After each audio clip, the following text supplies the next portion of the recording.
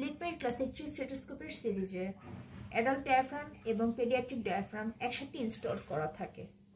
যদিও মডার্ন স্টেথোস্কোপগুলোর নিয়ম হলো জোরে প্রেস করলে হাই পিচ সাউন্ড এবং আলতো করে প্রেস করলে লো পিচ সাউন্ডগুলো শোনা যায়।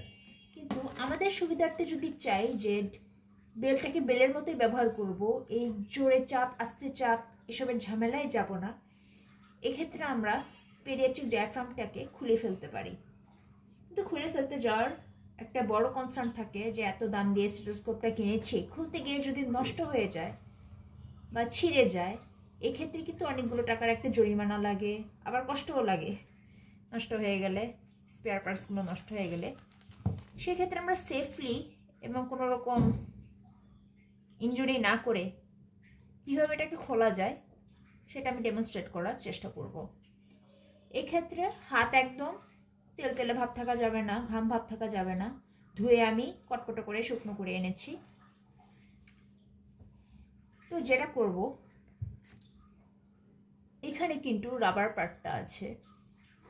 এক্ষেত্রে এক পাশ থেকে জোরে ড্র্যাগ করে অপর পাশে একটা বাল্জ তৈরি করব। সেই বাল্জটাকে শুধু আমি আঙুল দিয়ে খোঁচা দেব। তো করি, এই বাল্জ তৈরি হলো, এই আঙুল দিয়ে খোঁচা দিলাম, এই যে বের হয়ে গেছে।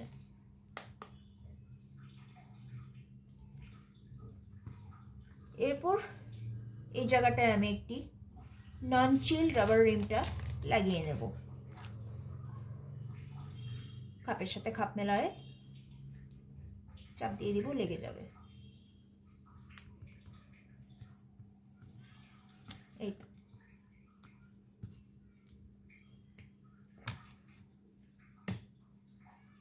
আবার যদি পেডিয়াট্রিক ডায়াফ্রামে কনভার্ট করতে চাই, কি করব? এই রাবার রিমটা বেশ শক্ত, এটা টানাটানি করলে ছিঁড়বে না সেটারই সম্ভাবনা বেশি। তো যেটা করব, সেন্ট্রাল টু পেরিফেরি চাপ দিয়ে খুলে নিয়ে এসে পড়ব। এটা খুবই সোজা, জাস্ট এখান থেকে এখানে ওই সেন্ট্রাল থেকে পেরিফেরিতে খোঁচা দেব, তুলে এনে ফেলবো, বেরিয়ে গেছে। এটাও একইভাবে ইনস্টল করব। খাপের সাথে খাপ মিলিয়ে এক পাশ থেকে অপর পাশে জাস্ট একটা প্রেশার দিয়ে বসিয়ে দেব।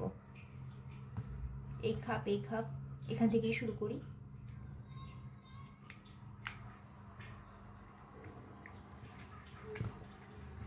লেগে গেছে।